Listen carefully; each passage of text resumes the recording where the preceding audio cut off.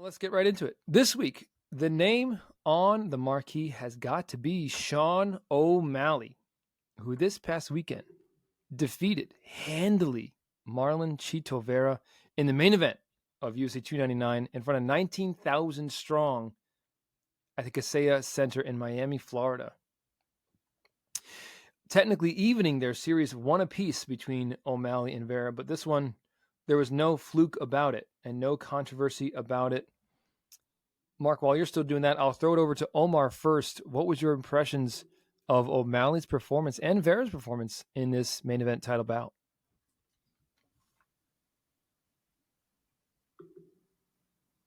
Omar? Oh, I don't know why I just heard Mark. My bad. Drunk. All right. O'Malley, I thought, did fantastic. There's not a lot of performances you're going to see at that high level that are going to be that crazy, right? We talked about Volkanovski a lot because of how good he is and how one-sided a lot of his fights are. I think we knew that Chito Vera was going to have rough beginning. I think everybody knew that. I think he knew that. I think Perillo knew that. I think we kind of gave one, definitely, I think, at every stretch of the imagination. I think we all knew that he was going to lose round one, probably round two, but you never know. And then 3, 4, and 5, I think, is where we all thought the fight was really going to start. And Chito never really got anywhere, really. Mm-hmm. I mean, I think round 4 might have been his best round, which I still think he lost.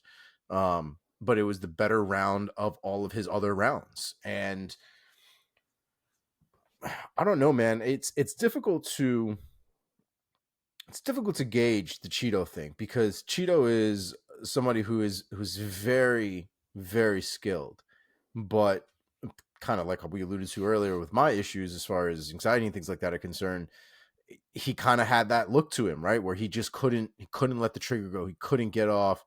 And he was just kind of standing there and just kind of being a punching bag for a good majority of that fight. And obviously there were moments that he had in that fight, but overall it was Sean O'Malley dancing around, popping out jabs, throwing kicks out, keeping the distance. And obviously the news of that whole night was the knees, right? He threw a couple of knees there that would have changed people's lives, let alone, standing upright. And Chito has a chin that is apparently made of some goddamn star material, because he doesn't go anywhere. I mean, you could literally hit him with a baseball bat and apparently he just wouldn't go down. So, a lot of takeaways from that fight as far as, what we can expect from Sean O'Malley going forward, what we'd expect, at least from the toughness of Chito Vera. That obviously came away higher than ever, but it wasn't a great performance from Chito, right? Like, if you're talking about the durability and the toughness of a guy by the end of the fight, chances are that fight didn't go really well for him. And that's kind of where we're at with Chito. As far as Sean is concerned, Sean's star is shining brighter than ever at this point. I mean, it could be argued that he put on a clinic. He put on a little bit of a masterclass when it came to movement, when it came to volume. It was a beautiful performance from him. And, I don't think him not being able to knock out Chito had anything to say about his performance, because the man threw everything, including the kitchen sink at Chito, and Chito just didn't go down. But he kept his composure. He didn't allow that to deter him from continuously focusing on his approach, which in a lot of cases it does, right? It's like guys get into this thing where it's like, God damn, what else do I got to do to hit to hurt this guy, to finish this guy? And Sean just kept focused and kept going straight. Yeah, I love that fight, man. That's honestly a fight I could watch over a bunch of different times. In spite of how much of a Chito fan you are, that I know you to be. Agreed. Yeah. But it's difficult not to give Sean O'Malley his flowers, right? It's not like it was a close fight that I feel like O'Malley, that Vera got robbed from or anything like that. Vera just didn't do what he needed to do. He just didn't. There's not much defending that you can do for Vera. I don't think Vera can defend anything. It just didn't happen. He just didn't do it. And Sean O'Malley just performed. Mark, let's bring you in here. Speaking of that performance, what were your thoughts of Sugar's performance and also Vera's performance? Yeah, Omar, you used a word that I will echo. That was the absolute definition of a masterclass. People like to use this word, and sometimes it gets thrown around a little too freely. But this is what this word should be reserved for.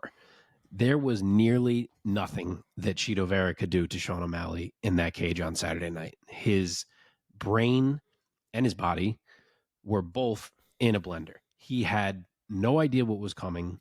Sean built him up and played him like a puppet as that fight went on. He had him either biting on feints or frozen on feints. He had him reacting to the thing he did the prior time in a similar exchange, but now this time he went high instead of low or whatever it may be. It was like he had Chito on a string. I mean, he even had Chito kind of cowering and covering up and backpedaling at numerous times in that fight, which is wild to see. Like it was almost like Sean had a weapon and Chito didn't, and he was just trying to survive in there. Like that's how little offense there was coming back from him, and obviously credit him because he is a inexplicable level of tough, and his chin is made out of I don't even know what the fuck what. I mean, it's unreal that he just cannot be. He can't even be dropped. Even in this fight, the big knee, he wasn't dropped. It makes no sense. So credit to him for that. But in terms of the fight, I said he was just trying to survive, and really that's what it was, because offensively he didn't have anything. He couldn't even figure out how he wanted to enter, how he wanted to approach it. It's at some point I thought maybe we're going to look to grapple here, since obviously the striking is going so badly. It seemed like that was never even considered. I don't know if he just thought he couldn't even get into Sean's hips to consider that. But like Sean was just gone from the pocket before Chito could even throw the second strike after his initial setup strike. Like he had nothing for him. And like I said earlier, his brain was just in a blender trying to figure out how to approach that fight. And before he knew it, 25 minutes were gone. I mean, he landed the big body shot in the last 5 seconds. So maybe he figured it out right then, but a little too late. It was a rough night for Chito, honestly. And I've seen some fighters kind of giving him shit, like saying like that was bad. So not the best night for him. It was a incredible night for Sean, though. I think that was a true star-making performance for Sean, who I used to think would get wrecked by Merab. And now, even though I would still pick Merab, I think that's a really interesting fight, way more so than I did before, just from watching the movement and the mind of Sean O'Malley. Like he showed a lot in this fight. His footwork, obviously the hand speed, his feints, the way that he will set you up and pre-program you to react in certain ways as the fight goes on. Just his brain in terms of striking is on a different level. He's a master, and it was a master class. Yeah, man. You also have to give credit to Sean's cardio. You know, people aren't really giving Sean's cardio any kind of recognition. I mean, that man threw what, 300 strikes throughout that fight, maybe a little bit more, landed probably half of them, if not maybe a little bit more. I mean, that dude was nonstop throughout that entire fight. And somebody like Merab is probably going to get challenged the most by somebody who has a gas tank who could rival his. And I'm not saying that Sean could technically rival his. However, I don't know anybody that can rival Merab's goddamn cardio, to be honest, in the UFC period, no matter what weight class we're talking about. But it does bode well for Sean that it seems like he can last movement-wise for 5 rounds the way that he did. It's going to need to obviously include some takedown defense when it comes to Merab, because Merab is definitely liable to body slam that kid. But, you know, I guess we'll cross that bridge when we get there. Yep. Let's talk about what is next for these two men going forward at bantamweight. Although, speaking of, it might not be bantamweight for the champ, Sean O'Malley, who in his post-fight interview in the Octagon with Joe Rogan, who does he call out? He calls out Ilia Topuria, the now featherweight champion. Mark, what do you think of that? It's not my favorite. The answer for me is very certainly Merab Dvalishvili. You cannot have, in my opinion, you cannot have a dominant number one contender waiting in the wings and only have one title defense and say you're going to go fight in a different division. It's not like, okay, even guys that have done this, like Conor, for example, like he sort of cleaned it out on his way up. Like there was no one else there who it was like, oh, but like this featherweight, he didn't fight yet. Like it was kind of like, well, like he smoked him. Now he's going to go up. This one, it's like there is a clamoring that he needs to fight Merab. So I don't love it. And Poirier has 0 title defenses. Like if they both want to get 3 defenses and build their stars even more, and then maybe we revisit this if they're both still champ, like, yeah, that will be amazing. And that will be a huge fucking deal. But right now, Sean has to fight Merab. And I would be pretty disappointed if he doesn't. Omar, your thoughts? It has to be Merab. And to Merab's credit, if you look at Ilia Poirier and you look at Merab, right, in terms of MMA mainstream popularity, right, Merab has been putting in that work. He is all over social media. He is trying to get the fight. He is trying to build the fight. Poirier is holding a belt up in Spain. And God bless him. He fucking should be. He just beat basically the number one pound for pound fighter in the world. So I'm not giving him any shit about what he is doing right now, but I don't think Sean O'Malley is the next thing for him at this point. I think that it should be Merab. I think Merab, like I said, has been putting in that promotional effort. I think I just sent it to you guys. I just saw a video of him that he's putting up, like getting ready and like what, him running in the morning and drinking gas to get ready for the morning and then running alongside Teslas in the morning. Like Merab is he's just so fun now. You know what I mean? And just publicly fun. Because I think he was always like this, but I think now they're just putting him on video. And now we just all get to enjoy it all together. And so it's just hard for me not to imagine that fight wouldn't get more buzz at this point than a Poirier fight. So from a business perspective, let alone what is justifiably correct in MMA, the Merab fight, I think, makes all the sense in the world. I have to counter that a little bit. All right. Ilia Poirier just got like honored in the middle of the field at a Real Madrid game. That is a huge deal. That is like the 100%. biggest stadium, one of the biggest stadiums and sporting events in the world. And the man has almost 6 times as many followers as Merab does. So I don't know that the buzz argument is correct. I mean, he definitely has all of Spain behind him, and that's definitely not an argument for sure. He definitely has a complete country behind him, where a lot of these guys, that's not always the case. But Spain is a young country when it comes to MMA, and he's like the guiding force at this point. So I totally get that. But what I mean is his presence in social media has just been more promotional based than Poirier has been. Poirier's, like I said, he's been getting his accolades. He's been going around doing the victory tour and soaking up all of what he's earned by beating Volkanovski. So for me, Merab just makes the sense. Merab has also attended seemingly every UFC event in the past 3 months. He's had every single one. Like he is putting in the work, as you said. Yeah. It's kind of funny too that both Merab and Poirier are Chito's, I guess, 2 potential opponents, and they're both Georgian. Yeah, which I think is why Ilia was so quick to be like, you have to fight Merab. Oh, yeah. that too, sure. Because it's the point. Yeah, for sure. Let's talk about Chito Vera, guys. Where could he go from here now at bantamweight? Omar? This one's a little weird for me. I kind of had 2 thoughts. I thought either potentially the winner of Deiveson Figueiredo and Cody Garbrandt, or it could be Song Yadong. Those are kind of the 2 that I landed on. Mark? Yeah, I have 2 as well. Obviously, I've said on here that I really want to see this Henry Cejudo, Brandon Moreno fight that Cejudo laid out a challenge for. If not, I think Cejudo could work as an opponent for Chito, especially because he's kind of had a lot to say about Chito, so there would be some heat easily built on that one. But if not that, I also think it's a good time to revisit a Song Yadong fight. Yadong won the first one. The decision was hotly debated, and if there was ever a time to go back to it and kind of settle that, I think right now, when both guys are coming off a loss and don't necessarily have something else in front of them, I think it's a fairly perfect time to do that. Nice. Mike, what did you think of this fight before we move on feel like it was a big deal performance. I'm curious what you thought.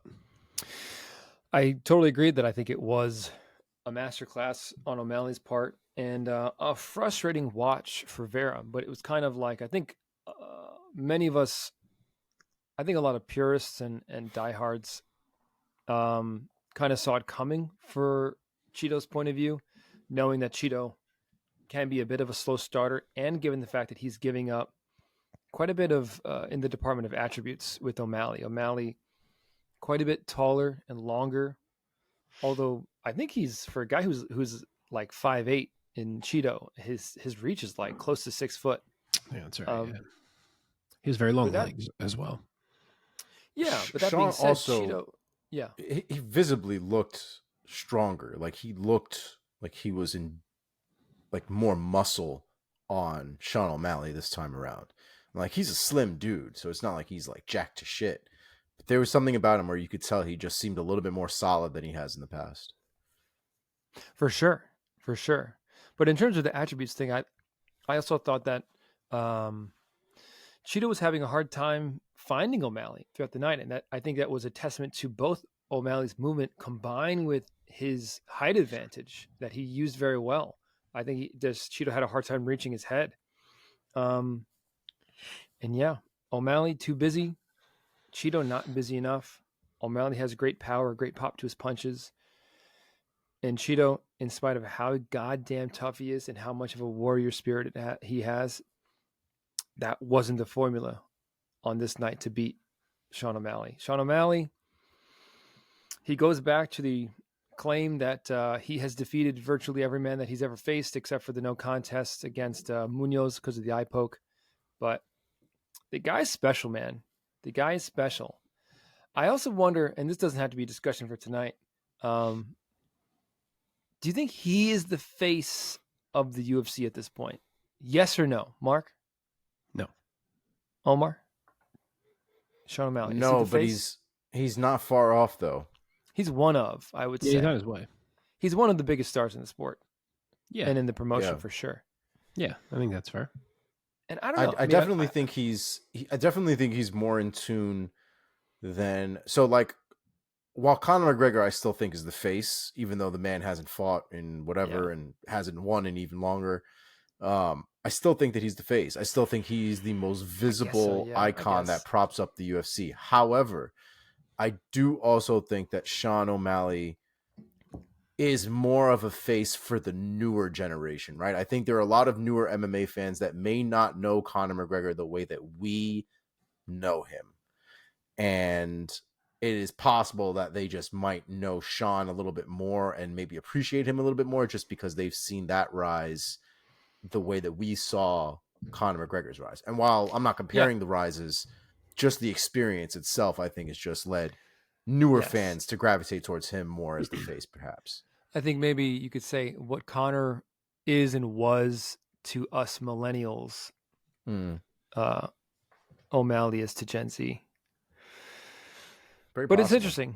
And I mean, I guess where I'm going with this is that I'm curious to think about, you know, what the UFC, what the promotion, what Dana thinks about O'Malley as being one of the faces. You know, this guy who, you know, he has cotton candy hair and the pink shorts, and he's such a character. He's such a character. Yeah.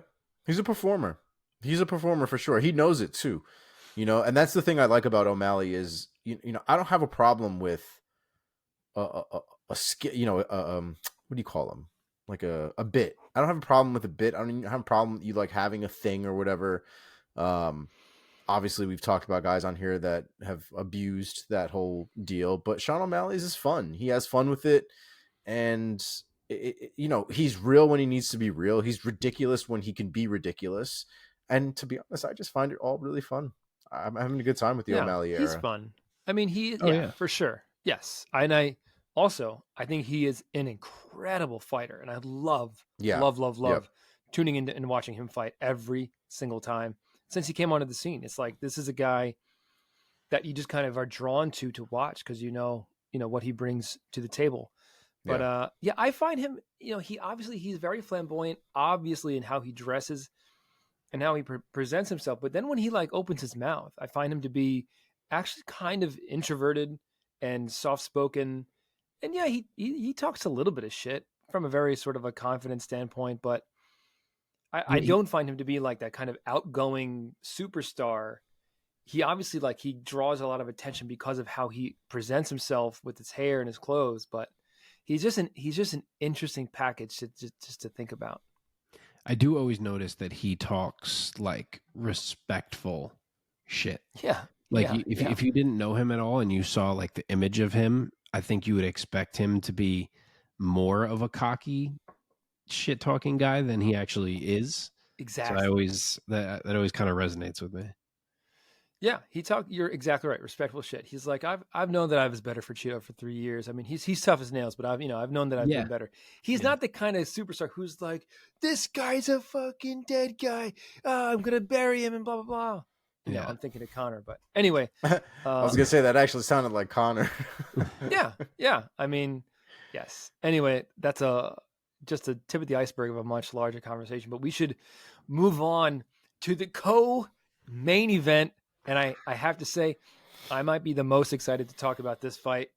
And I even thought about asking you if this should have been on the marquee for you guys, but it is what it is. All I gotta say, and I was like, it also crossed my mind. Listen, if there wasn't a belt involved, I think I would have pushed for it harder. But there was a belt involved, and the performance itself was kind of nasty. So all I'm gonna say is, don't be silly. Jump the gilly. Okay. There it is. Okay. In the co-main event, UFC 299. Once again, in Miami, Florida, at the Kaseya Center, in front of 19,000 people, Dustin the Diamond Poirier proved me wrong and proved a hell of a lot of people wrong by knocking out Benoit Saint-Denis in the second round. Oh my God. Y'all must have forgot. Our boy has still got it. Mark, let me start with you this time. Give us your thoughts and your impressions of the Diamond's legendary performance, only adding to an already legendary career. I love how pumped you are right now. Yes. We have said it before on here. As much as we try to be objective analysts when it comes to breaking down these fights, we are also fans. And as a Dustin Poirier fan, this was fucking awesome. Shut everybody up. 2-1 underdog. Oh, his chin isn't there anymore. Oh, he's older now. Oh, he'll get tapped. The pace will break him. Fuck all that. I thought more and more every passing day that Dustin was going to find a way to find Benoit's chin in this fight and turn him off. I picked it on the show. I think Omar might have picked. Omar, what did you pick? Did you pick knockout too? I don't even remember. I was going to ask you actually because you write them down. I know you took Dustin, but I don't know what you took him by. 100%. And he did exactly that, and it was fucking awesome. Benoit Saint-Denis' chin is up in the air. It's always open. His hands aren't up.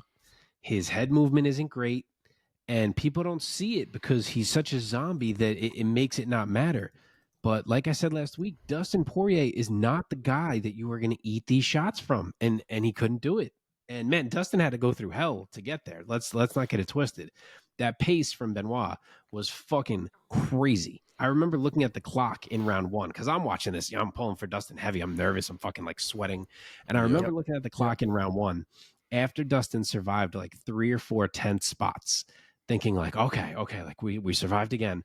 We got to be getting close to the end of the round here. And I look and it's 2:29, and I was like, what the fuck? Like Benoit just put so much on you with no breaks. But Dustin endured it, man. And I've watched this fight back a couple times because it's obviously amazing. But on the rewatch, like with that stress removed, I realized Dustin actually did like a much better job defensively than I even realized he was doing live. Like he was never really in danger necessarily. He blocked a lot. His submission defense was absolutely on point all fight.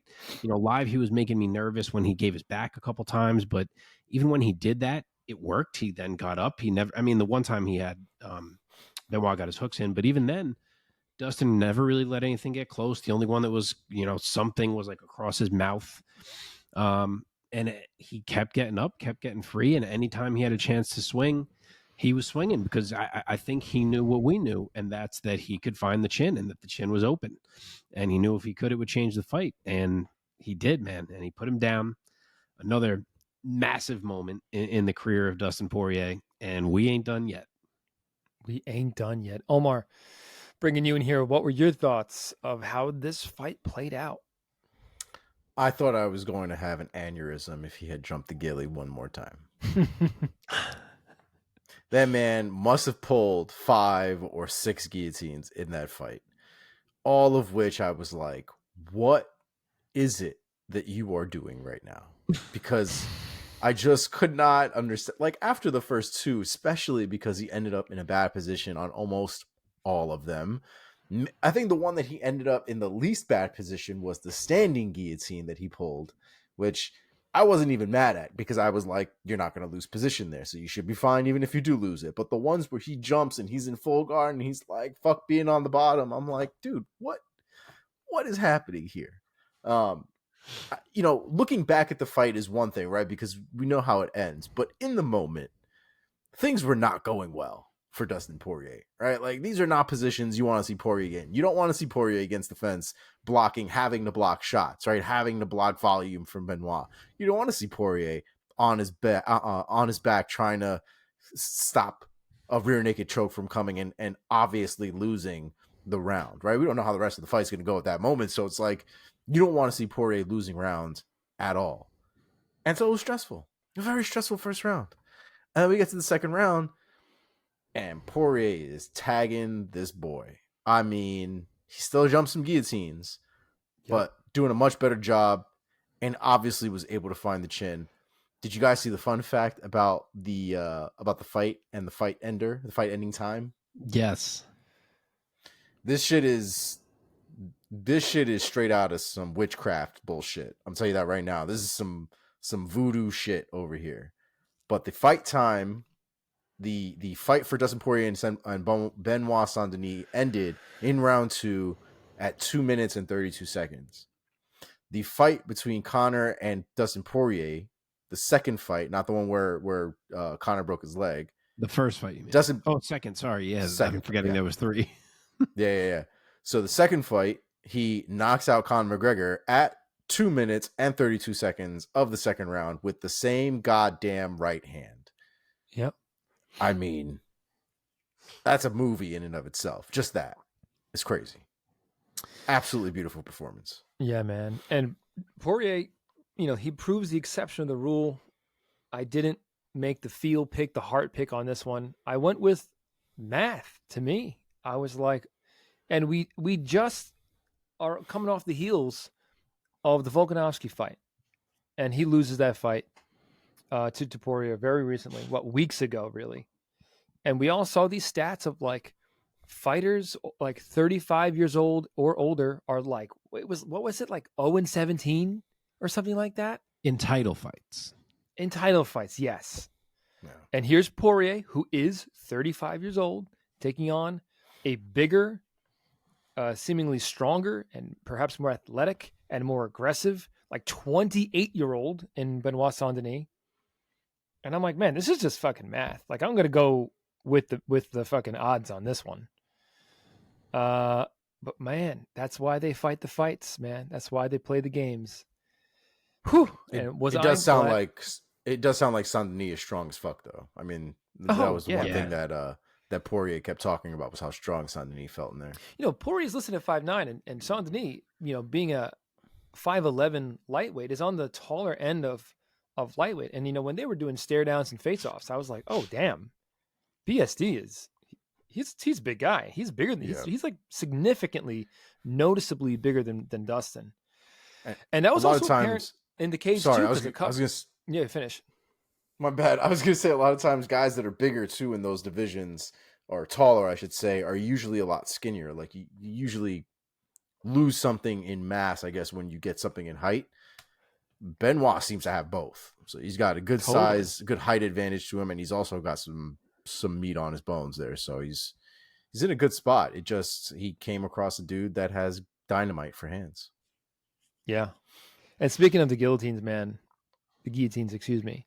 I love that the commentary team tried to like boost Poirier up when he like went for like his fourth guillotine, and even though like it was only leading to bad positions for him, I think it was DC and Rogan, they were like, the guillotine, it's one of his best submissions. It's one of his best submissions. And then like moments later, John Anik goes, and he has actually never hit one. He has never won a fight by guillotine. And it was just, was I wrong? It's like, is it so awkward? It was so awkward. I was like, oh man.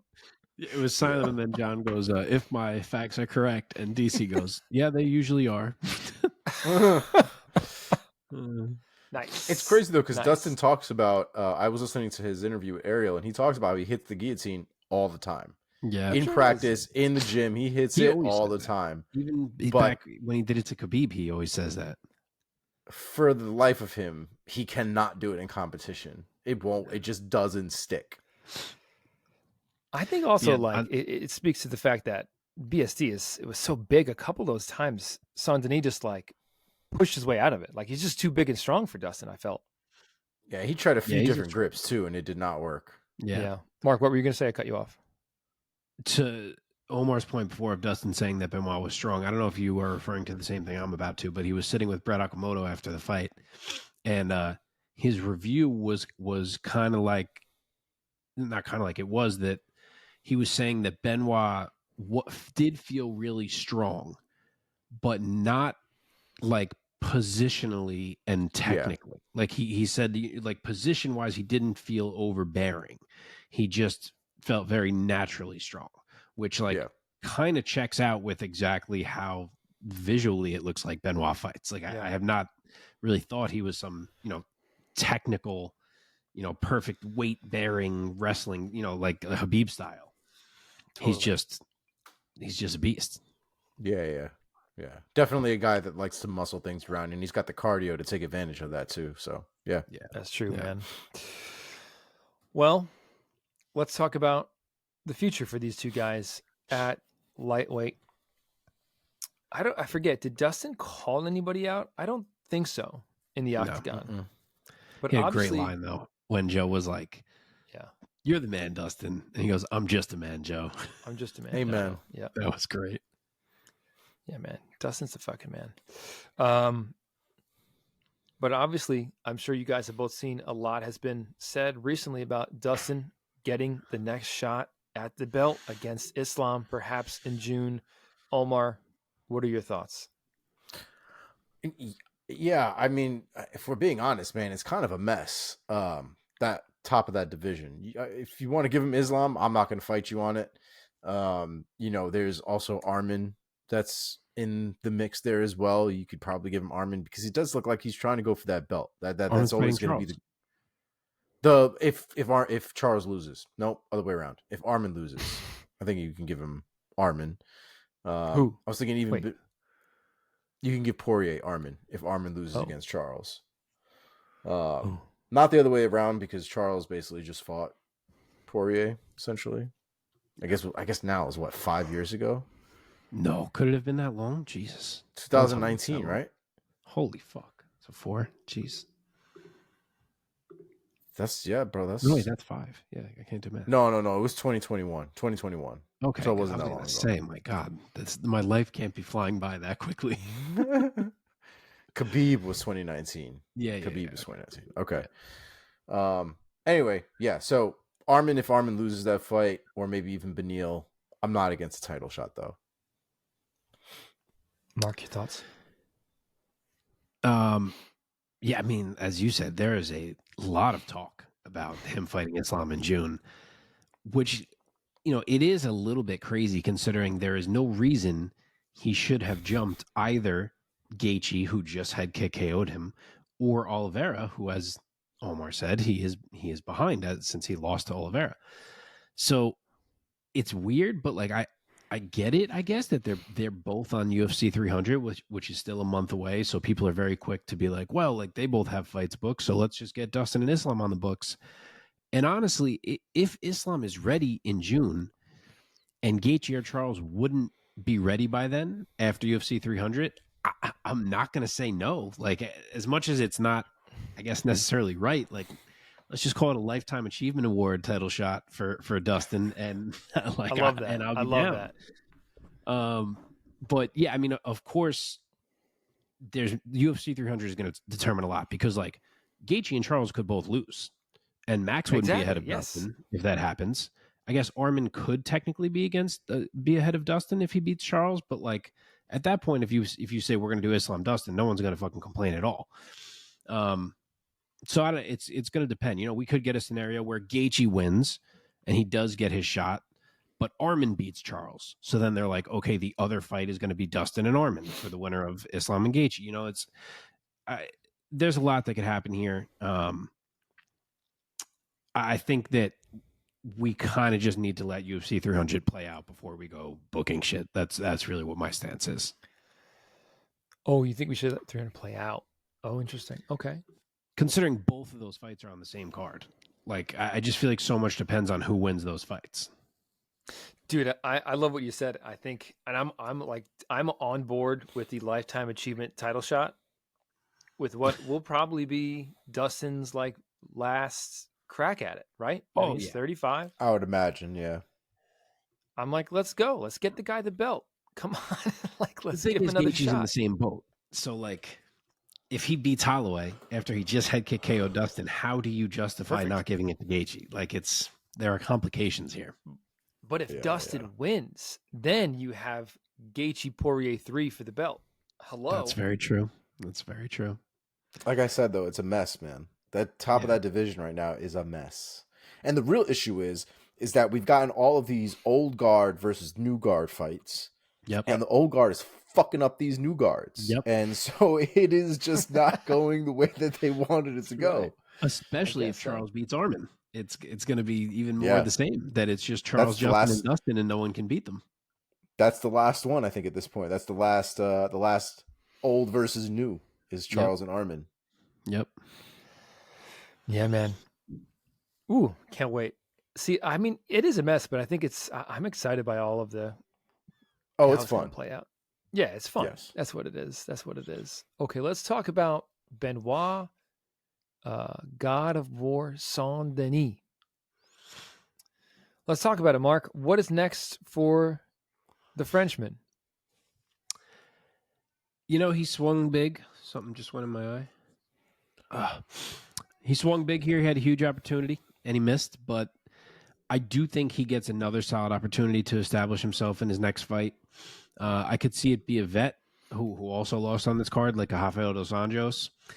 And I could even see it be a Beneil Dariush, depending how things shake out above, because Beneil could end up the man that has no fight. Omar, your thoughts? I think it's going to be a little bit before we see Benoit back, probably at minimum the end of the summer, maybe the beginning of the fall, just because his face got completely pounded into the canvas. So I think it gives Dan Hooker a little bit of time to get that arm fixed up. I think he's already been deep in that process, and so I think that might be a nice return for Dan Hooker. That's cool too. Like it. Yeah, that's cool. Whew. All right, man. Let's move on from this one. God, I get to introduce this man in 3 weeks. Isn't that crazy? Poirier? What is my life? Yeah, man. I forgot. Wow. Jesus. Yeah. That's awesome.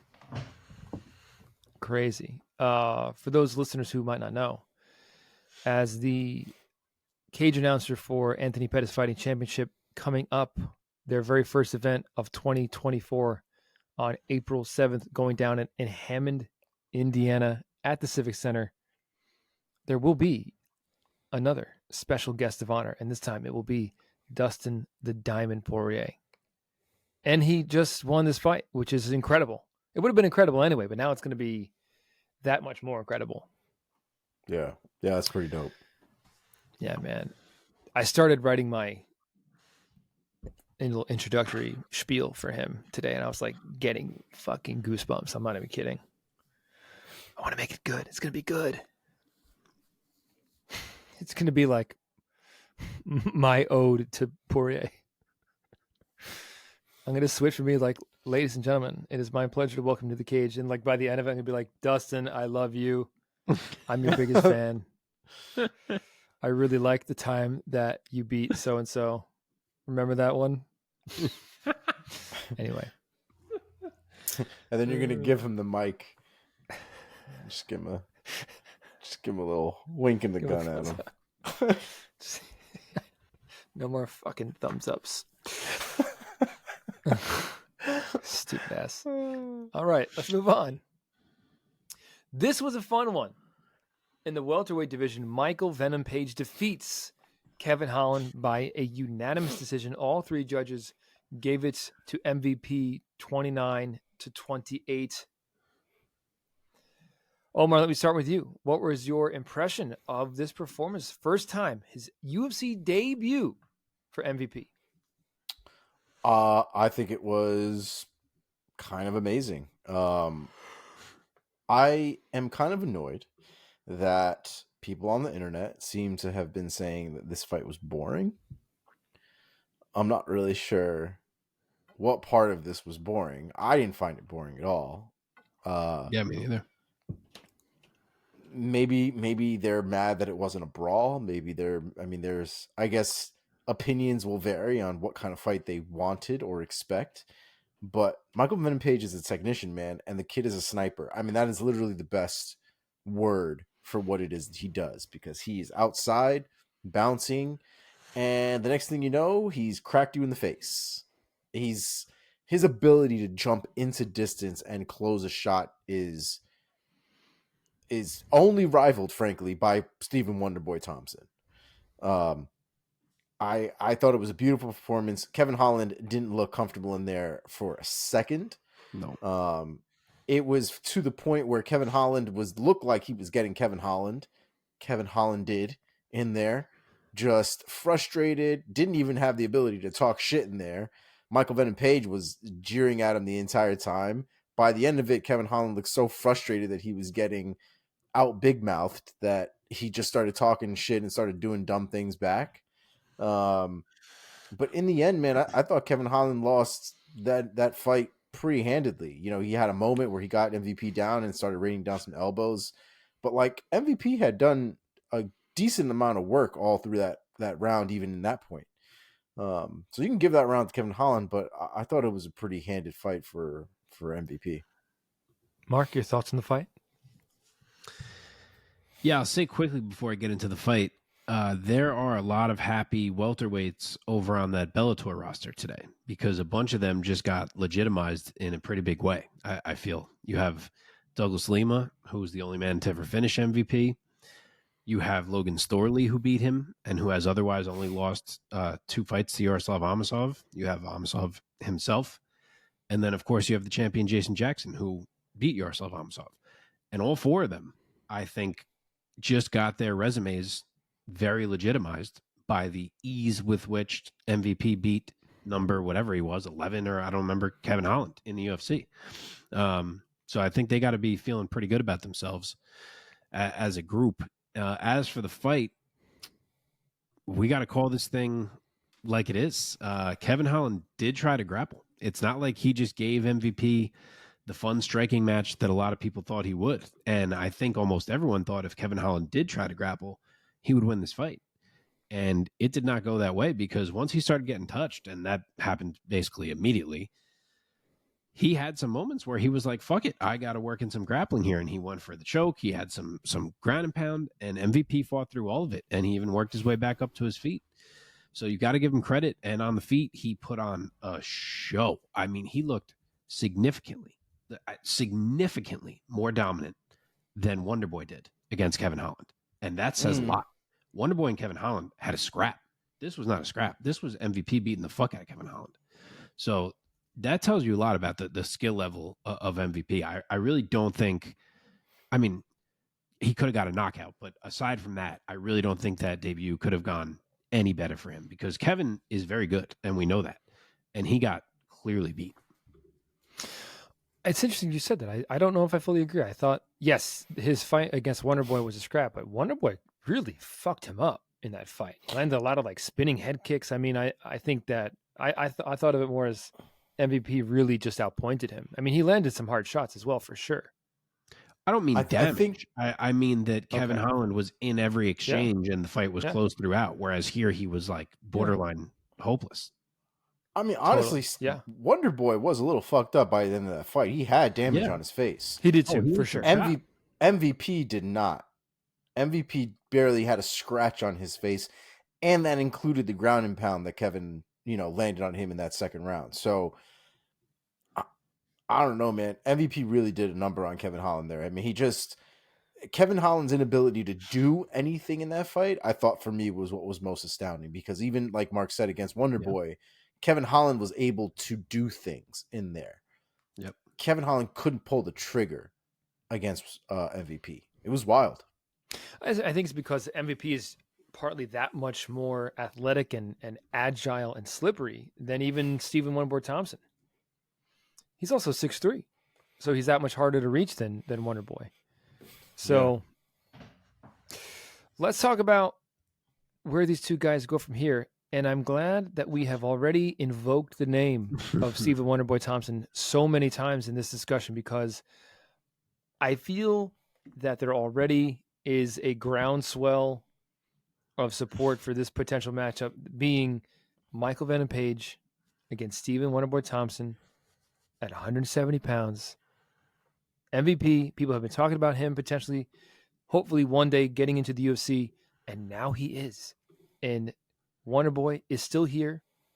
He's super old, but MVP's no spring chicken either. Nope. They're both karate guys. They're both welterweights. Let's make this happen. Mark, what are your thoughts? Yeah, I'm with you. I mean, we've had MVP. I don't know if you guys have heard in the last day or so, kind of making the point of that he is afraid it could make for a boring fight where they could both be standing at range and waiting for the other to make the first move so that they can counter. And he's afraid it would not be a fight with a lot of action. And I get that take because their styles could make for something like that, but that is a risk we're going to have to take, because I am not missing the opportunity to book Wonderboy and MVP when we have them both in the UFC, active in the top 10 or wherever MVP jumped into these rankings. You make that fight while you can make it. Mm-hmm. Yeah. Omar, your thoughts? It has to be Wonderboy, dude. It has to be. We can do whatever we want afterwards. I don't really care. We have to see that fight.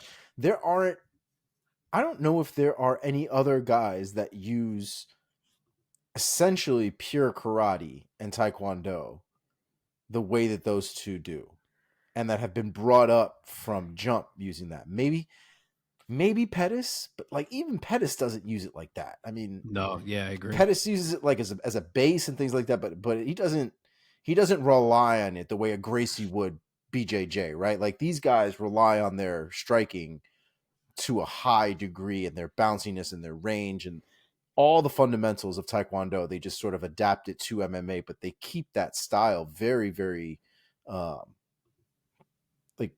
very true to its origin. And so it's just really hard not to want to see that fight. I get that it could be a slow fight. I really can see that. And we've seen that before with Wonderboy. I feel like I don't know if we've ever really seen a slow fight with Page. Maybe once.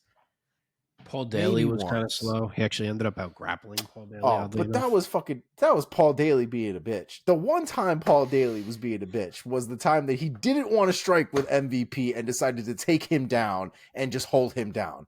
I mean, that was the most anti-Paul Daly fight I've ever seen in my life. The only one. And I think he even acknowledged it too. I really think he acknowledged it, but we won't digress there. But yeah, I thought MVP did absolutely fantastic. It goes to show you that, even though Kevin Holland faced a karate-based fighter, it wasn't enough, experience time to him to adjust to fighting another karate-based fighter in MVP. And when guys bring in these skill sets that are not a base of some combination of boxing, kickboxing, or Muay Thai with wrestling and or jiu-jitsu, this guy who brings in a total other karate / taekwondo background, a totally different stance, totally different distance, totally different timing. And yeah, I'm sure MVP loves to bring that skill set into MMA where he's the outlier and he just styles on guys who have never fought a guy like him before with this kind of a style. So, not to mention, you're not going to find training partners and sparring partners that are going to be able to properly replicate that dude. bingo. You just can't. He's a very unique character, and he's one of the ones you can get somebody maybe to do a couple things here and there, maybe to get some timing for some entries and stuff like that. But the reality is you're not going to get somebody to perfectly emulate that man, and it makes training for him, I can only imagine how impossible that's got to be. Yeah. What's really cool, one more thought about that. What's really cool to me about these kind of guys, the MVPs and the Wonder Boys who bring in these outlier skill sets into the UFC, it's like a little bit of an echo of the early days of the UFC, of like, oh, this is cool. Yeah, of these guys with completely different skill sets, completely different, and not like a, wrestler boxer versus a kickboxer jiu-jitsu guy, and these skill sets that are like, who's gonna top the other in this little marginal area. I think you know what I'm trying to say. I'm not saying it very well, but no, it's a good point. Cool. Let's talk about Kevin Holland. Mark, what could be next now for the Trailblazer at 170 pounds?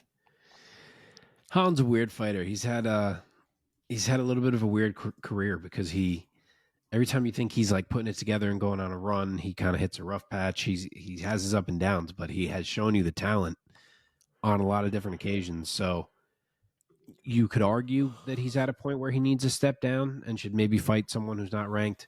I like Kevin Holland. I think there's still untapped potential in Kevin Holland. I'm going to give him one more crack against a top 10 guy who is also coming off a loss, who he has never fought, and I think it's a fun fight, Jeff Neal. Okay. Jeff Neal, Kevin Holland. That's a great fight. Omar, your thoughts? I thought about Jeff Neal, and then I thought about who else has been having some problems lately. And the boy, Kelvin Gastelum, came into my head. Mm. And I was like, you know what? I don't hate that fight at all. And so I'm landing with Kelvin Gastelum. Okay. Yep. By the way, the Knicks beat the Phillies tonight. That's good news. They played the Phillies? Which sport did they play? I mean the 76ers. I meant Philly. They beat Philly. God damn it. It's a crossover. It's a crossover. Notice how I didn't correct you at all. Omar was like, very good. Sports. Omar was like, yes, hockey. Yeah. Okay, let's move on. Ooh, baby, we've got a lot more awesome fights so to cover much here. to do still. So much to do. At what point do you guys want to lightning round the rest of We this? said after the top 9 fights, we've done 3 so far. Okay. Number 4, here we go. In the welterweight division as well. Yeah, maybe we do the first 6 fights and then we just rock the rest. Let's see where we're at a certain point here. Let's just keep going for now. Well, it's already 11 p.m., so. Okay, fine.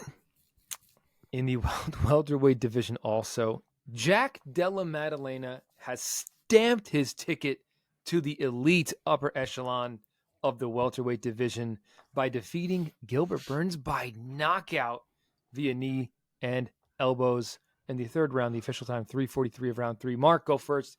Give us your thoughts on JDM making it to the elite. What a crazy fucking fight, man. Gilbert was doing it. I was ready for another one where I got rewarded for believing in the vet when it seemed like most people didn't. And Gilbert fell about 90 seconds short. I mean, both of them had a lot of great moments in the fight to that point. But Gilbert had a bunch of chances in the grappling. And if you had told me ahead of time he would have as many chances in the grappling as he did, I think I would have believed that Jack got tapped. And he didn't. He battled every time. He defended. He worked his way back to his feet. He worked his way out of bad positions. So you got to give Jack credit for his defensive jiu-jitsu. As much as maybe the defensive wrestling needs a little bit of work, defensively in the grappling, he was solid. And on the feet, Gilbert started this fight willing to exchange. And by the end of the fight, he had been turned into a pure grappler. which tells you all you need to know about how nasty Jack is on the feet. His hands are so damn good. He controls the range. He makes you feel his presence. Like he's not necessarily like in phone booth range, but even when he is not, it feels like he is. Like I don't know how to describe what I'm trying to say. He has long arms, which helps, but it just feels like he is always on you and weighing on you, and he can switch stances whenever he wants. I mean, everything he does is as you would teach it. Just his punches, the way he brings his hands back, the way he keeps his hands up, the angles he cuts, it's all so clean and so fluid. He's accurate as shit. He mixes up his target all fight long. He even changes the speed and the power of his punches. Like you can tell he'll throw like a 50% punch and then a 70% punch, and then he wings one. Like he really just, he has such a control of his striking, especially his boxing, and he just keeps you guessing the whole fight. And Gilbert did, about as good as he could for most of that fight. He was grinding. He kept finding huge takedowns and finding spots to score and keep himself ahead. And as that third round was ticking down, the story was kind of set to be like, man, how good is Gilbert Burns that he was able to make these adjustments in this fight and turn Jack back? But instead, like I said earlier, Jack just worked Gilbert down to a point where he didn't want any more exchanges, and it had become grapple or nothing, and it finally made him predictable a minute and a half too soon. And Jack lit him the fuck up with that knee, and he knew he was going to duck down to shoot again, made him pay for it, didn't let him off the hook, and just like that, three-name Jack is one of the top welterweights on the planet. Yeah, man. Omar, your thoughts? We don't see enough knees countering takedowns, I think, in this sport. I feel like we saw a lot more of them way back when guys were a little bit more one-dimensional back in the day. But I would say conservatively, probably in the last 10 years or so, you probably haven't seen many dudes just get lit up with knees off of a takedown. And I think it needs to happen a lot more. I think that needs to be part of training. You know what I mean? It's difficult to time, especially with the way these guys time their takedowns nowadays. But there are still so many guys that are just swan diving for shit from way outside that it just seems like a real opportunity to break somebody's face with those knees. Especially towards the later rounds. I mean, you could see how good Gilbert's takedowns are at the beginning of the fight. The more your cardio, wrestling is not something that is the same as striking. The use of muscles and the use of your body is completely different when you're grappling or in a clinch than it is when you're striking. Where you have moments in striking where you can kind of, let off the gas a little bit and not have to expend so much energy with all your muscles in your entire body. But grappling and clinching is not the same. And the management of your cardio there is a little bit different. So to see him sort of have to rely on the grappling as much as he did, not have the success that he was supposed to, or imagine that he was going to have in that fight with it, towards the end of it, you could see him getting sloppier and sloppier with those entries, and he paid for it, man. Paid for it bad. Yeah, man. Well, now that JDM is in the upper echelon at welterweight, Mark, what are your thoughts on who should be next? Who is the perfect and appropriate next opponent for him at 170 pounds? He named it. He called out Shavkat. We've been looking for who Shavkat should fight. And again, this is assuming we are booking Leon and Bilal, which has to happen at some point here. I'm not sure why it has taken so long, but you would assume that's coming. If it is, Shavkat needs a fight, and he now has an opponent. I think you book Leon Bilal, you book Shavkat and Jack, and the winner fights the winner. Omar, your thoughts? Same. I think it has to be Shavkat. This is one of those moments where I think it's a pretty straightforward pick. Okay. What about our boy Gilbert Durinho Burns? Tough loss for him. It looked like he might have been cruising to a victory, but he comes up short in the third round. Omar, what are your thoughts on who he potentially could fight next at welterweight? So I've got two names. One I kind of hate more than the other, but still both viable names. The first one I have is Ian Gary.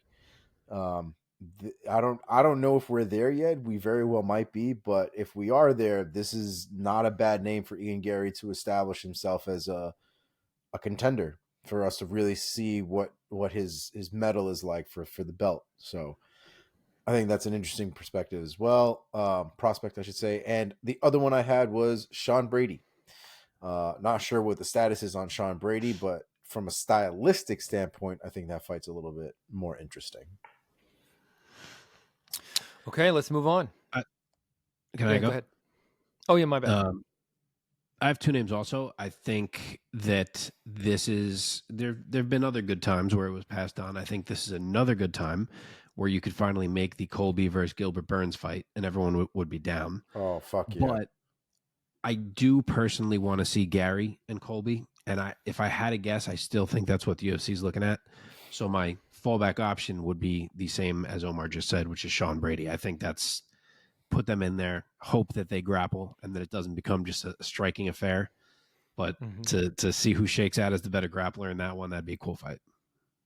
Who do you think gets fucked up more, or who fucks up Colby more? Gilbert or Ian? Come on. I think Ian. I don't know. I'm torn. They're different. They're very different fights. They are. Whoever Here's my thought. I'll give it to you. Where I want it to go. I'll give it to you in a sentence, in an elevator pitch. I think Gilbert versus Colby. Gilbert obviously can neutralize Colby's wrestling, but I think Colby could potentially outstrike him. I think Ian is the exact opposite. I think Ian has a better chance of really beating Colby handily because I think his size will help him to counteract Colby's wrestling. And striking-wise, I think Gary should absolutely have the advantage there. I think the reach from Gary would make that Colby Covington entry borderline impossible. I mean, he's so far outside from Ian Gary. I mean, it's crazy. We really haven't seen Gary beat like a true top shelf, even second shelf wrestler, though. Yeah. So you're kind of having a lot of faith that he's going to stay up. That's true. That's true. But yeah. But see, once we did that one quick, we can do it. Let's fucking keep it moving. Yeah, boy. Let's see. Okay. And the previews are going to be short. There's no big fights. They're going to be short. That's right, man. That's right. Okay, in the bout that was the opener for the main card of UFC 299, once again in Miami, Florida. In the bantamweight division, Petr Yan gets over on Song Yadong, defeating him by a unanimous decision, 29-28 on all three scorecards. Mark, start us off. Give us your thoughts. You mentioned the y'all must have forgot moment for Dustin Poirier earlier. This was a y'all must have forgot performance for Petr Yan. And it didn't happen until almost like midway through that fight. And there was maybe some ring rust or there were some adjustments to be made. He is always a little bit of a slow starter too. But at a certain point in that fight, it was just as if he was like, oh shit, like I'm Petr Yan. I can do Petr Yan stuff in here. And then all of a sudden, like next thing you know, he's a different person and he's doing shit that we haven't seen from him in a minute. The motherfucker was doing a cartwheel to avoid a takedown and he stopped backing up and he started looking to do his own damage. The hands got going. The jab started to land. The kicks came and then the combos were flowing. He's moving his head like he's Anderson Silva in certain spots. He timed that one takedown like freaking prime GSP. I mean, I'm throwing out names now, but like my point is all of a sudden it's like someone just like turned him on and he was like, oh yeah, I know how to do all these things. And he was suddenly back in a way that we haven't seen from Petr Yan in a minute. So the whole fight changed and Song is a beast, man. You know, he made round 3 a tough round as best he could after obviously dropping round 2. But it was too late. You know, Petr Yan had already revived and he leaned on the speed, the balance on the takedown D. He bloodied Song up. And then eventually he turned to his own wrestling to ice it in that round 3. So just an awesome I'm still here type of performance from Petr Yan. Omar, your thoughts? Yeah, I mean, very similarly to the Dustin fight, watching the first round of this fight, I'm like, I think we even texted it to each other. I'm like, Yan doesn't look great, man. He's not doing Yan things. He's not moving the same way. He's very flat-footed. And just like Mark said, like once we got into the second round too, I was like, I don't know what's about to happen here, man. We got maybe a minute and a half, maybe 2 minutes in, and all of a sudden Yan is bouncing, he's moving around, he's cracking Song Yadong, putting in real work, timed a beautiful I mean, a beautiful duck under takedown in that round. I mean, he looked all of a sudden looked like he was on point. And it worked out for him, you know, and to a certain extent, it felt like a comeback because that first round was not great, like at all for Jan. So it was a great performance from him towards the end of that fight, a real way to kind of fight back and really focus and get in there and come out with a win that he needed, frankly. So good win for Petr Yan. Yeah, man. All right. Let's talk about what could be next for the Russian. Omar, give us your thoughts on what could be next for him at 135 pounds. Yo, I'm fucking dumb. Do you want to know what I put next to Petr Yan's name? Petr Yan? Yes. God, dude. Get out of here. That's great. That'd be a good fight. Really close. Dude, what the think of hell? this. Think of this. Petr Yan versus Piotr Yan. Oh my God. Oh man. Well, I'll go first. Mark. Mark, save us, Mark.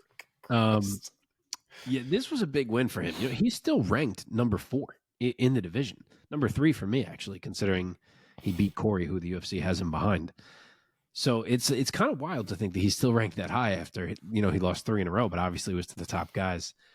But he's not going to get a fight with one of those top guys again right now. So I think he kind of has to take another fight that's at this same level almost and try to get a little run going.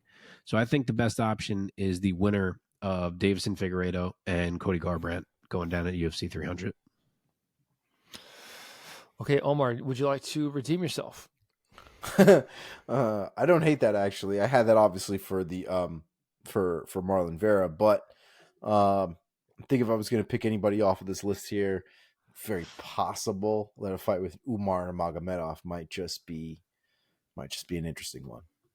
I thought about saying that, but him and Corey just keep basically saying to each other that they're fighting. So I was like, I'll leave that out. But who knows if they really will. Yeah, man. Okay. Omar, did you put Yadong Song down for the next opponent of Song Yadong? I did not. I'm good for this one. Good job, Mark. For Song, I put down Henry Cejudo. From a rankings perspective, I think they're kind of there. I think that's an interesting fight for Song too. I think that's another one that allows him to put himself in a position to kind of really excel in that division. This is obviously a big drop for him in terms of kind of getting put back, right? This is a big one for him to move forward and really break into that echelon, but got put back again. I thought it was a good fight, though. I thought it was a good accounting of himself, so I don't think he needs to get pushed back that far, and I think Cejudo is kind of in a spot, too, where he needs to prove something, so I think it's a good fight. Nice. Yeah, go ahead. Yeah, so for Song I mentioned earlier, I think it's a great time to run back him and Chito. But if for any reason that does not work, he is only 2-2 in his last 4, so he might have to kind of try to turn back a guy who's on his way up. So my other option would be that he's the next step for Mario Bautista. Nice. Like that. Man, Mario Bautista's real good, dude. I love Mario Bautista. Okay, here we go.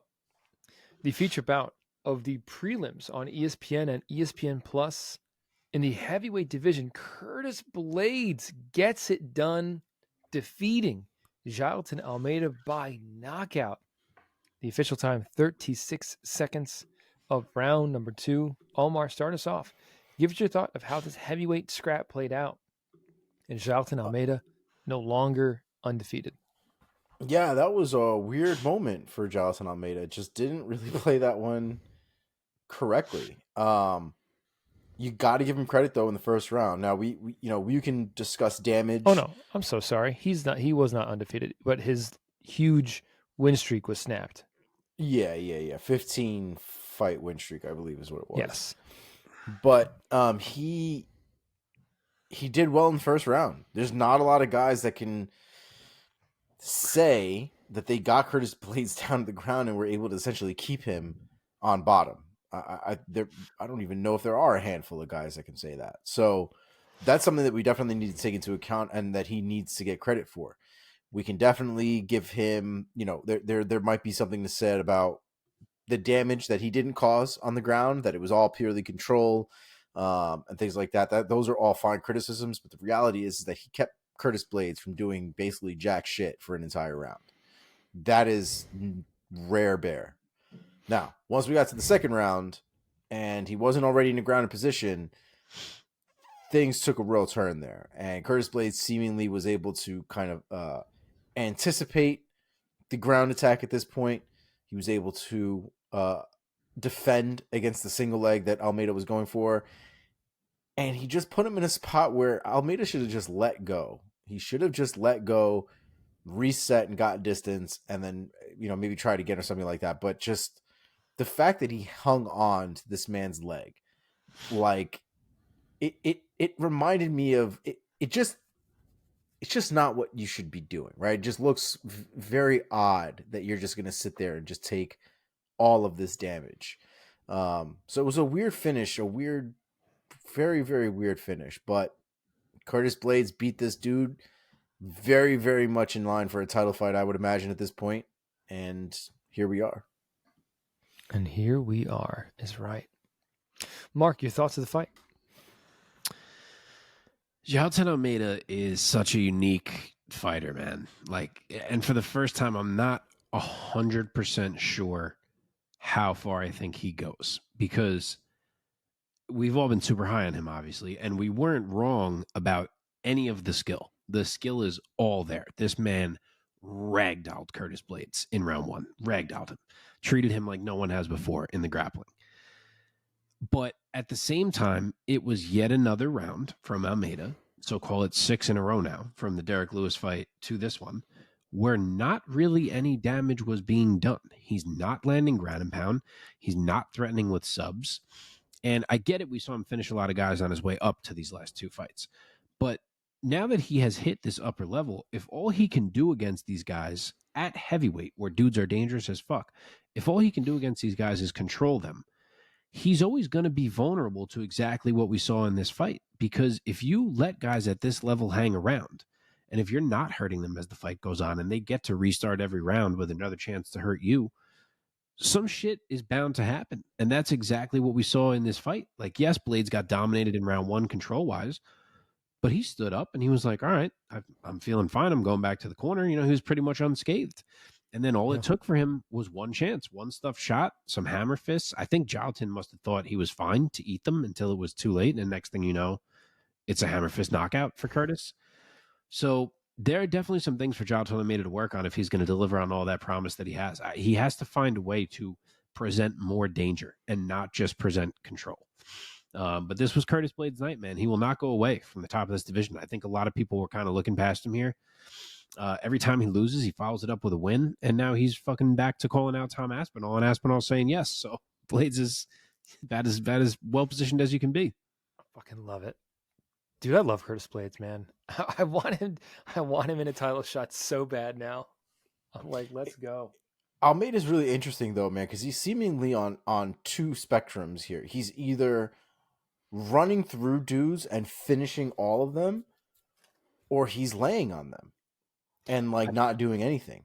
I think it's the level. I think he just, the dudes he was beating were at a much lesser level than Derek Lewis and Curtis Blaydes. And he's not able to just run these guys over. And it's becoming an issue.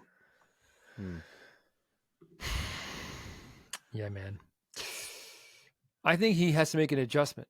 And I think he can, but he has to make an adjustment and become perhaps a bit more of a technical fighter, because to your point, he just can't run over guys at this level now, and he's there. He deserves to be there. Honestly, he doesn't really need much. He just needs to throw from top. Like when he's in top position, just throw shit every now and again. They don't even need to do it consistently, but if you're there, man, you gotta just throw a couple elbows, get position back, throw another couple elbows, if you do that for 5 minutes, chances are Curtis Blaydes is going to be sliced all the way up. You know what I mean? You've obviously won the round. You might even get a 10-8 round doing that shit. Who knows? That's exactly right. Take a positional risk or two and trust that your skill is going to make you stay in the dominant position. Yeah, man. So, Curtis Blaydes calls out Tom Aspinall. Aspinall is like, I'm down. Mark, what are your thoughts?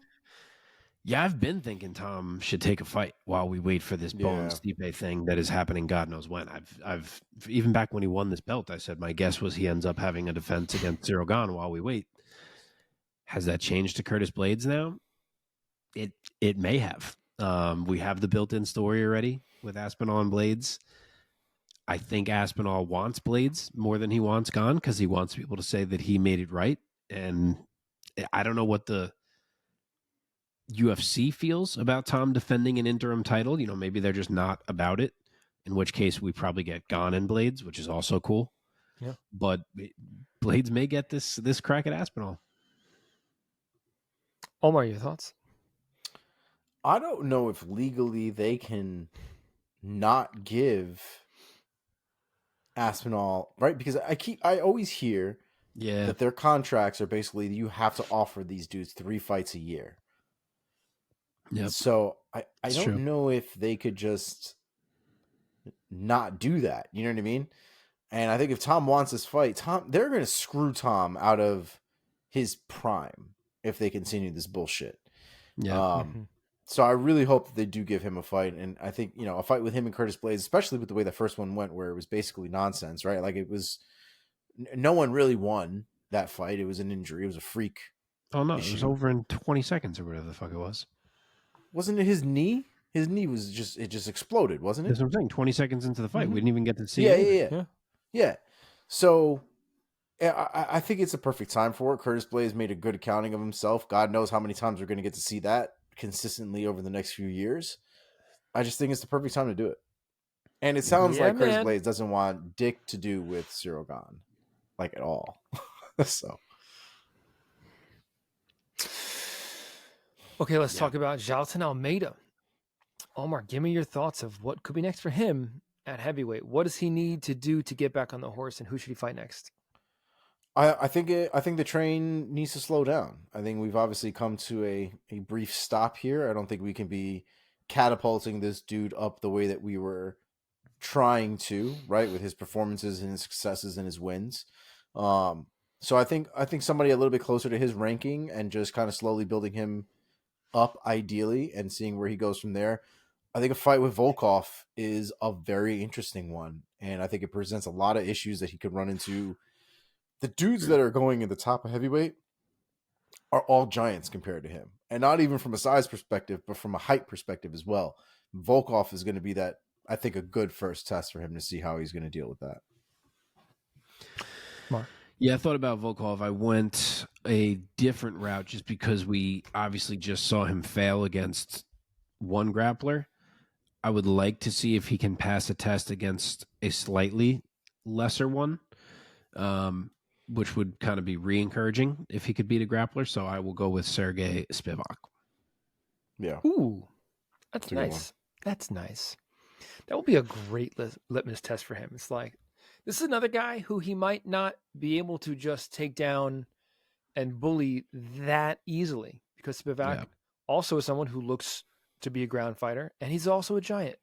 So, great test. Okay, we're chipping away, guys. We're making progress. Women's flyweight division. Maycee Barber. We're going to be here till 3 a.m. Maycee Barber. Not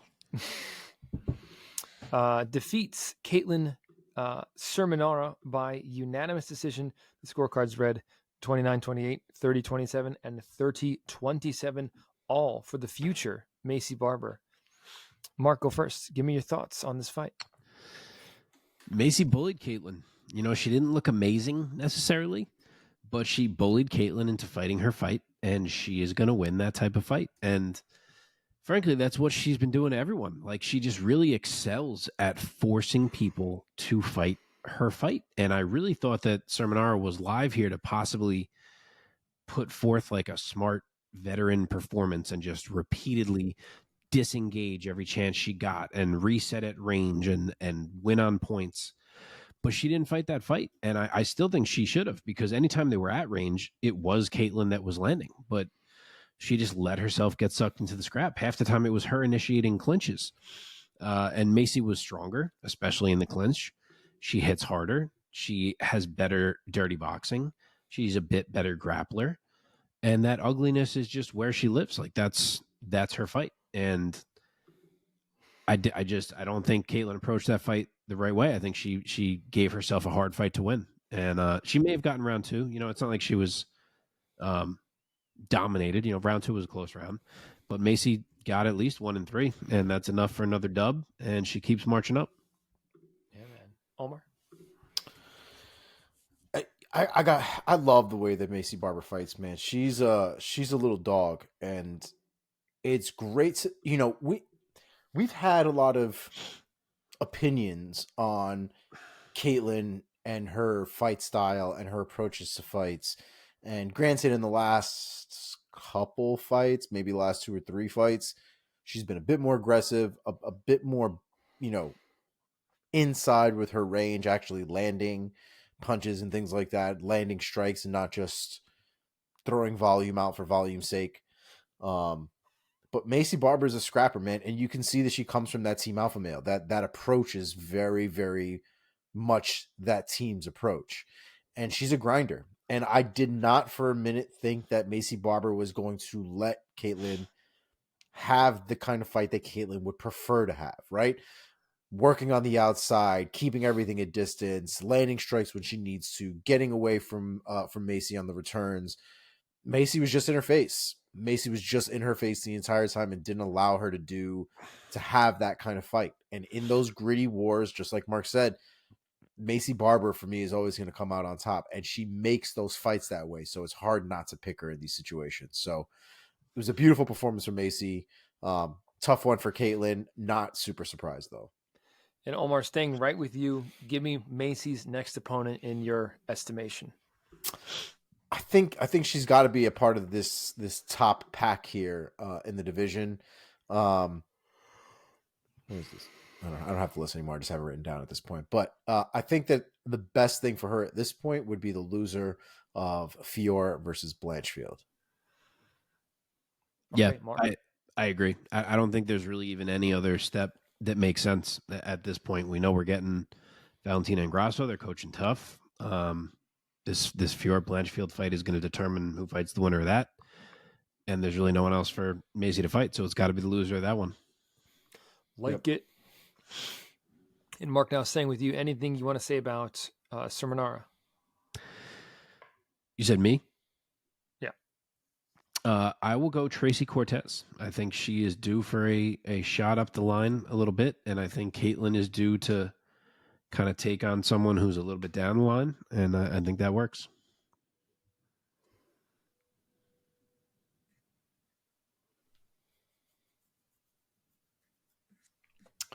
I don't hate it.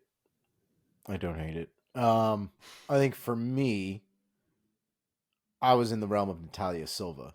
I think from a striking perspective, that fight has all the makings to be absolute fireworks, especially because Natalia Silva is another one that's not going to let Katlyn stay outside. Natalia Silva will push the pace. She will throw volume. She will hunt down Katlyn Cerminara, and doesn't seem like she does well in those situations. I thought about that, but I really am married to this idea of Natalia fighting the winner of Rose and Hebas. Especially if it's Rose, I want to see that. Oh, I don't hate that either. Yeah, that's good. All right, Mike, we only got we got 2 left here before the lightning round. We're fucking flying. Woo. We're flying. Flying, baby. Okay, in the lightweight division, Mateusz Gamrot defeats the old version of Mateusz Gamrot by a unanimous decision. I'm kidding. He defeats Rafael dos Anjos by a unanimous decision, 30-27, 29-28, and 29-28, all for the poll. Gamrot. Omar, started off this time. Give us your thoughts on this fight. Yeah, I gotta be honest, man. I thought Rafael dos Anjos was doing pretty well early on. You know, he is especially for his age, but just in general, the man is still a tank. I mean, it's fucking crazy to see this man's durability, the level of his skill, still the level of his execution. I just think Mateusz Gamrot is just a better fighter in general. I think that his cardio and his pace are real issues. I also think his ability to take things down to the ground and actually be able to work on the ground. Not a lot of guys can outground Rafael dos Anjos, especially guys that are relatively his size. It's very, very difficult to find guys that can do that to Rafael dos Anjos, but Gamrot had a lot of success there. I thought it was a really good accounting from Gamrot. It especially compared to all the other fights on this card, it may not have been the most exciting fight, but I thought it was a very telling fight from Gamrot's perspective in terms of what kind of skills he's got, what kind of mettle he has against a guy like Rafael dos Anjos. And I thought it was really good accounting from himself. Mark. Bro, RDA almost became like a top 5 level lightweight in the world again at age 39. Like, he got pretty close. He had Gamrot hurt twice in round 1. And even after Gamrot recovered and turned to the grappling, RDA still had some success with the hands every time they were separated. Like, it was there for him. He almost could have got that done. I thought he looked pretty sharp. Like, we've seen better strikers not have as much success in the striking with Gamrot as RDA did. He was really doing well. But, in the end, he got grinded out. And it's because that's what Mateusz Gamrot does. I did pick him to win this fight by decision, but in general, it's the reason I have a hard time believing in him as like an elite level lightweight, because it's almost like the Jailton Almeida thing we just discussed, but it hasn't necessarily bit him yet. Because from the time he has hit the elite, he has really kind of had to leave his finishing ways behind and become a smotherer, because it seems like if he doesn't fight that way, he's going to get hurt. So he just sticks to it, and he's a smotherer, and he controls these guys, and you can't hate on it right now because it's working, and he does at least go for it a little more than what we were just talking about with Almeida. But it's a bit boring, but he is a dogged wrestler and grappler, and he is at a higher level than most of these guys, even guys as good as RDA. And he's able to grind them out, and he did it again here. So, like I said, you can't hate, and he adds another big name to the resume. And now staying with you, Mark, here, what do you think could be next for Mateusz Gamrot? I mean, the number next to this man's name is a big one. So, he took this fight while he was waiting for things to play out. I think you got to reward him a little bit. He's not in that title picture necessarily, but I think the loser of Charles Oliveira and Arman Tsarukyan is a perfect next fight for him. No matter who it is. I know he already fought Arman, but even in that fight, there was no true winner. It was very debated, so it works to run that one back if Arman ends up losing. Omar? Yeah, honestly, there's not really a lot of good options outside of that right now. We've already talked about how, crazy the lightweight division is, especially at the top of that division, especially with UFC 300 on the horizon. So I don't hate it. It's not very many choices we have there. Okay. Anything you guys want to say about RDA at this point, Mark? What do you think? So I'll go back to what I said earlier, which is that I think RDA could be a good next opponent for Benoit Saint-Denis. If that is not going to happen, I'll throw out another name that Omar actually mentioned for Benoit Saint-Denis, which is a returning Dan Hooker. We've never seen him in RDA in there. That'd be a cool one. Okay. Omar, your thoughts? Yeah, I don't really hate either one of those. The lightweight is just such a crazy thing, and then on top of that, RDA has essentially fought like everybody. So it's, if we're not trying to have RDA versus whoever 2 or 3 at this point, finding new blood like that is probably going to be your best option. So I like those choices. Okay. Well, one more, right? And before we lightning the rest, in the bantamweight division, the fight that opened the prelims, Kyler Phillips looks great, getting over on Pedro Munhoz. The fight ended on the scorecards, unanimous for Phillips, 30-27 on all 3. Mark started out this time. What did you think about Kyler Phillips? Kyler Phillips is silly. Like, I know we know this, and I know we've seen this type of stuff from him before, but this was the one, man. He put it all together for 15 straight minutes. And Kyler Phillips is one of the best bantamweights in the world. That's not a question anymore. He put it on Pedro Munhoz in a way that most others haven't been able to. And through all the damage that he accrued on Munhoz as this fight went on, Munhoz could barely even find him. I mean, he had one mark on his face from a good shot, but for the most part, Munhoz was not landing. I mean, this was a real wake-up call type performance from Kyler Phillips to the rest of this division to let them know, like, hey, you might not have been hearing my name, but there is another contender here that you guys are going to have to deal with. He's faster than it even seems reasonable to be. Like, the speed is mind-blowing, and he attacks from every angle imaginable. And now, finally, the cardio is there to go with it all. Like, yes, he slowed down a bit, but he had no choice because the pace in round one was like nothing you've ever seen. So he looked fantastic. He is a scary guy to have walking you down just because of the insane variety of weapons that he will throw at you and the speed that they come. So I'm really excited to see what he can do against these top shelf bantamweights now that he's kind of entered this mix. Yeah, man. Omar, your thoughts? There's something really beautiful about watching counter strikers that are very effective at what they do.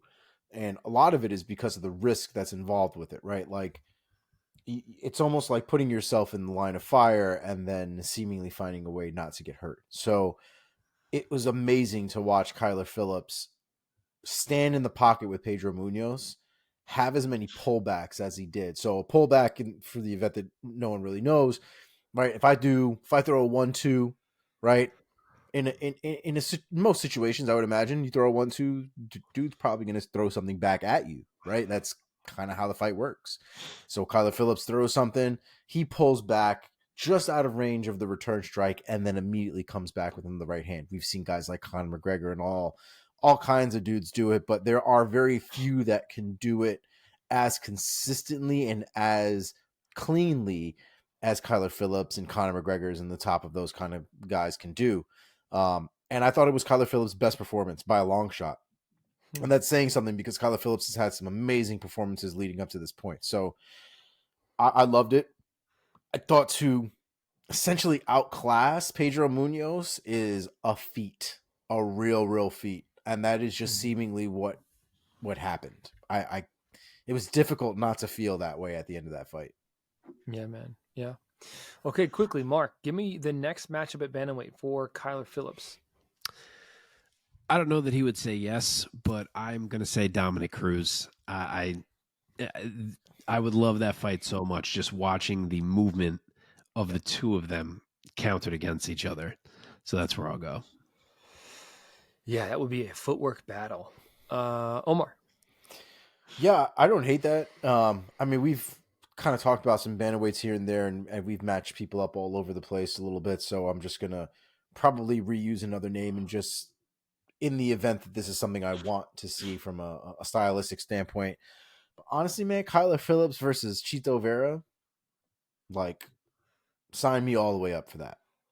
Stylistically, that's a sick fight. Sure, man. Yeah, for sure. It is. I don't know that you All get right, a guy who just fought for a title saying our... yes to Kyler Phillips, though. I don't necessarily disagree with you, but it's still a fun fight. Yes, it is. Okay, let's throw the early prelims into our lightning round. Here we go. First in the light heavyweight division, Felipe Lins defeats Ion Cutelaba by unanimous decision. Mark, go first. I mean, this patient version of Cutelaba is just not the guy that I was picking to win this fight, and I feel like it was not fair. He's got to give us some kind of a heads up if that's how he's going to come into a fight. I'm expecting the crazy bum rush guy. And with the way that his right hand was touching Lins whenever he moved inside, I really think crazy bum rush guy Cutelaba could have won this fight. But he opted to fight differently. He opted to sit back and be patient. He got his leg ripped apart because of it, and he toughed it out, but it changed the whole fight, and Lins was able to stay ahead, and he got it done. It's 4 wins in a row for Lins, so nice little run he's on. Omar. Yeah, I thought Felipe Lins made some good adjustments early on. I thought the first round was the sketchiest for Lins, but after he got his range and his power down, I thought he actually did really well for the rest of that fight. I thought it was a good accounting of himself. Ian Laba drops another one. It's just a rough go for Ian Laba because you can see the talent there. You can see that he's got something, but he just cannot put it all together. It's true. It's true. All right. In the middleweight division, Michel Pereira defeats Mikhail Oleszejczuk by technical submission, choking him out with the rear naked choke at 101 of round one. Omar, go. I would love to know how this man made 170 pounds. I really would. Sure, man. Because the man at 185 looks massive. He looks absolutely gigantic at 185 pounds. So I'm not even sure how he did this 170 pound thing. Apart from that, the fact that he also still has his explosiveness, arguably more so at 185 pounds than he did at 170, is also insane. It's absolutely crazy. Because he was in and out of that fight with complete ease. Oleszejczuk looked completely overrun by the strength and the power of Michel Pereira.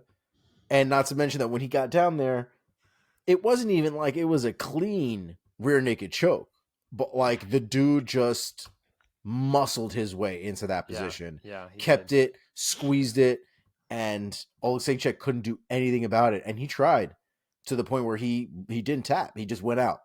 But it was as good of a performance as Michel Pereira could have given us that night. So good for him. Mark, your thoughts? Go. Yeah, I would say the middleweight move for Michel Pereira is going pretty well. 2 minutes and 7 seconds of fighting through 2 fights thus far. Mm-hmm. And on paper, people thought both opponents could be tricky opponents, and they were not. This was his night from the dance routine straight through the finish. He landed 2 huge body kicks right away, which definitely softened Oleszejczuk up some for the big body shot that eventually hurt him.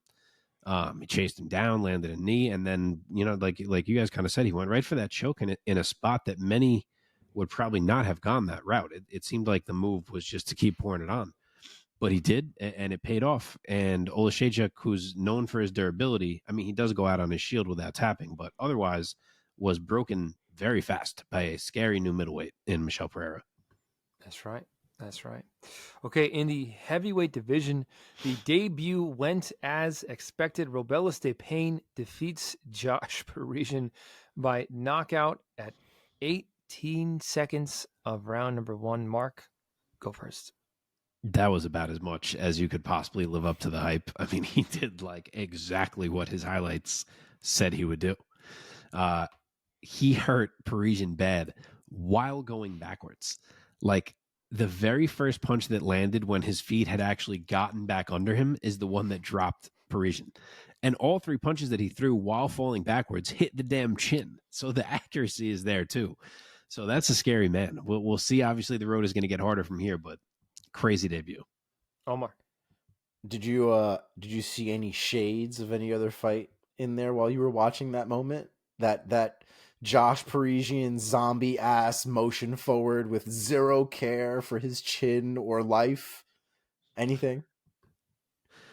I don't know. Tell me. All I saw was Forrest Griffin and Anderson Silva. That was what I saw. Okay. Really? Oh, I guess so. I see what you mean. In that one specific sequence, that ending sequence where Josh basically goes from one side of the cage to the other while getting cracked in the face until he dies, that just felt like Forrest Griffin just reaching, trying to get Anderson Silva hit. And Anderson Silva like, nope. I mean, it was crazy. This man is gigantic. And we saw there was a joke about how Ngannou just got slept recently. And when one loses in Ngannou, another one pops up. And here we are with the next giant of the MMA world. And I guess we'll see what Espana has, man. But he's a terrifying individual. Is it pronounced Despania like that? No, or the Spain, they were saying. They actually made the point that he specifically told them to Americanize it. They were literally saying Robelis de Spain. And they said, just so you know ahead of time, he told us to say it this way. Okay, but that's not his name. So That's fine. Who No, knows what the I'm correct sure what the it's- Cuban pronunciation is? So it may be. Omar, any Spanish you can help us out with? Like I said, Robelis? Robelis de España is what it is in my head. That's probably accurate. Nice. It's interesting Okay. how guys do that. Like, I wonder if the thought process is like, I'm going to make this name simpler so people talk about me more easily. Like, I mean, dude, I do it. For your name? Yeah. My You mean entire you? life, Name's my Omar. name, like when people say my last name, it's Artola, right? Like Artola. Yeah. My last name is Artola. Like Sure. that is okay, but that's what I mean. Like it is pronounced differently. Like it's yeah, Yeah, all right. yeah. it, it just is. Fair. Yes. I'm not going to But I tell think- my 70-year-old white teacher I need to hear you roll those R's, lady. You know what I mean? So it's Artola. Yeah, But also Artola, and I don't want to get too much in the weeds in this. Artola, I think, is a more common Latin surname. I personally have never seen the name de España as a last name. And also I think Robelis is not a name that as many Americans are familiar with. Whereas anyway. Yeah. Mike, how many Yes. fucking guys have you met that are Artolas? Enough. Get the fuck out of my face. Oh, come on. There's also- no way you've met anybody else with the last name Artola. I can't think of anyone right now, but I'm sure that I have. I've never met anybody with the last name Artola that's not related to me, dog. I can't Sure. think of any Artolas. No. I'm even trying to Yeah, think no. through athletes. We are not the Smiths. That's Yeah. not us. But Uh-uh. also, your last name Artola is an approachable last name. It is is. it not? No, Thank it you. is. 100%. That's all I'm 100%. saying. Yeah, Okay, I let's don't move think on. I've never España met is that anybody difficult. with my name either. Why is that funny? Your last name, no one's ever butchered it? No, I said I've never met anybody with my last name. Oh, I thought you said. I wonder if you're it's more making- common in France. Like, I wonder if you find a Oh, prelude yeah. in France. So it's common in Guernsey, which is Oh, an those island that Guernsey. has at different Gesundheit. times been under French control and British control, and that's where I trace back to Say the name of the island again. Guernsey. Guernsey. Yeah, Wow, where the hell is that? like apparently there's a Prio library. Apparently, if you go into like a cemetery, there's mad Prios. Whoa, is it spelled Yeah. the same way you spell it? Yeah. No way. Yeah. Cool. That's Dude, cool. wait. doesn't it blow your mind that there are places Not that Prio you've Library, never heard Prio of Studios. before? Like, Yes. like I'm like in my 30s and there's still places people say, and course. I'm like, what? Like, I've never even heard the name of this place in my life. Dude, there's places in Michigan that I've never heard of because I've never Yo, lived this here lightning before. round is sick, by the way. Okay, moving on. Back to lightning. Okay. Okay. Catch weight at 127 pounds. Asu Amabayev defeats CJ Vergara by unanimous decision. Mark, take it. This was total dominance from Asul Amabayev. The dude has every single type of takedown entry you can ask for, every type of takedown finish you can ask for. He's a problem. And CJ Vergara did defend well, even very well, but he was rendered only defensive because it was the only way he was going to survive this fight. So another nice win for Amabayev, who looks like he could be very good. Omar. Yeah, I thought Ambayev had great technique in this fight, but I think the thing that was most impressive for me was his power and the way that he was able to manage his power throughout the fight. At no point in those 3 rounds did he lose power, did he lose steam. He was consistent throughout, and those are the type of performances that I really like to take away things from, because when you see guys that are able to manage their power and their control like that, to me, it means that they're going to make those type of fights difficult for people to adjust to, right? It's really hard to fight against a guy who is able to push you back with each and every strike and then do that consistently for 3 rounds without really seemingly losing a step. Vergara ran into a real brick wall with Amabayev, and it was a great performance. Nice. Okay, last one. Women's flyweight. Joanne Wood gets it done, defeating Marina Moroz by a split decision. Omar, take it. Man, I was glad that that Joanne Wood was able to get this one in the bag. She's, especially in her recent years, she's had some inconsistencies when it comes to especially those split decisions. But I did think that she won this fight, so I was glad that she walked away with the win in this case, especially considering this was her farewell fight, her retirement fight. And I, just to say something quickly about her, I've been watching MMA now for a long, long time. And in the very infancy of my introduction to this sport, Invicta was one of the things that I gravitated to, especially obviously for women's MMA. And before women were introduced into the UFC, and frankly, before women were even remotely respected in the MMA world, there was Invicta, and Invicta had all of the girls that you probably know now, or that have, that you've known from the past. A lot of them have obviously retired at this point, but that was it. That was the UFC for women at the time, was Invicta. And Joanne Wood was at the time, Joanne Calderwood was at the top of that list. And she was one of those ones that came in with a name, came in with a moniker, right? She was the Muay Thai girl from Scotland. Like, that was her. Knees, elbows, death. That was Joanne Calderwood back in the day. And it was great to watch her finally get the respect that she earned. It was obviously rough to watch her go through a rough patch, both in her personal life and as a result, her fighting career at certain points. But I think the thing that makes this part of her life and as a fan really nice to see is she goes out on a win. She goes out with a ton of respect, a ton of love from the MMA community. And most importantly, she goes out from what it seems like a good spot in her life, which she hasn't always been able to say she's been in. So I'm glad she's at where she's at. I'm glad she's happy with her career. And it's been a really good time watching her fight over all of these years. Okay, Mark, take us home.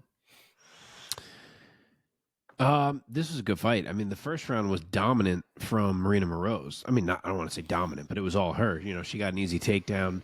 She did solid work on the ground. But then from then on, she kind of got forced into a striking match. And round 2 was a battle, and it was an arguable round. I haven't rewatched it. Moroz was landing big and close. JoJo was winning from range. And obviously 2 of the judges liked JoJo's work in that round better. And then round 3 definitely swung to JoJo. But what I didn't get was Moroz just exclusively looking for clinch takedowns and trip type takedowns against the cage, when the takedown that actually worked for her to start the fight was just her early regular damn shot in space. And she never really tried for one ever again the whole time. It seemed like she almost abandoned her best route to trying to win that fight, and it cost her. But JoJo fought well. Obviously, she rebounded. She showed some flashes of the striking greatness from the earlier days, and she closed out her career with a W. So it was cool to see. I'm not going to give her the sign off that Omar just did, because I'm not going to top what he just said. So we will end it there. But yeah, good luck to JoJo in whatever she does next. And that does it for our talking about UFC 299.